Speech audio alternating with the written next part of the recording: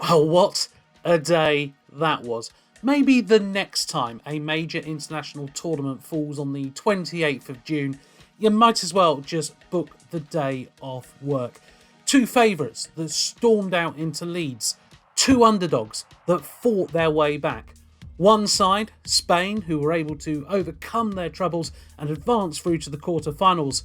But one side, France, our pre-tournament favourites, crashing out at the hands of Switzerland on penalties. Congratulations to the Swiss, their fans, the players, and everybody involved with the club. Must have been an amazing night for each and every one of you.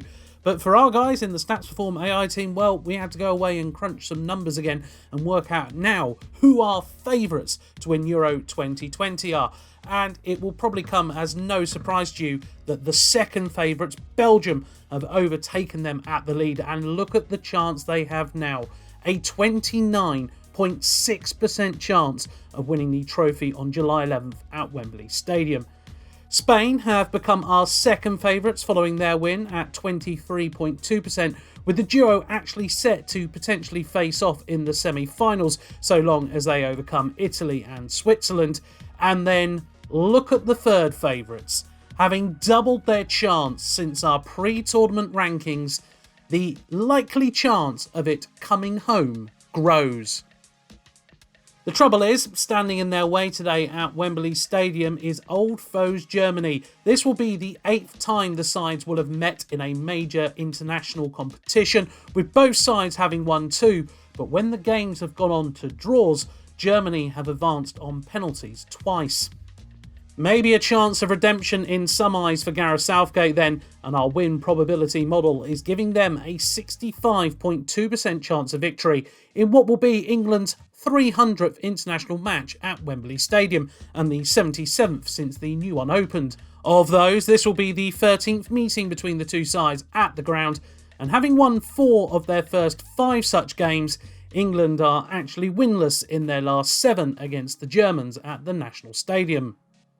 Add into the fact England have never won a knockout match at the European Championships inside of 90 minutes, and when the tie has gone on to penalty shootouts, they have only advanced once. So maybe it's pretty understandable that when we look to you in our @Analyst online poll, that you decided to back the Germans today.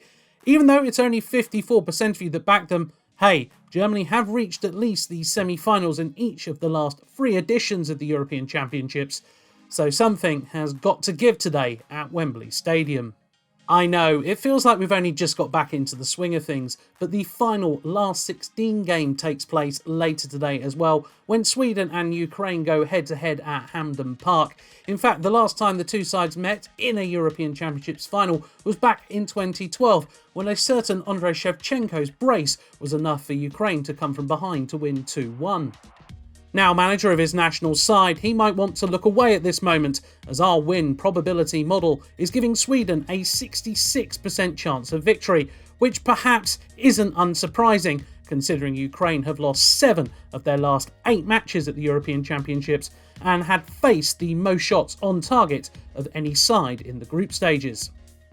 And that's a particularly dangerous stat considering Sweden converted 44% of their shots on target in the group stages, scoring 4 from 9 attempts. And maybe you had that in mind when we asked you on our Twitter poll on @Analyst who you thought would be advancing, with 80% of you backing Sweden to do so. Just don't expect it to be very pretty though.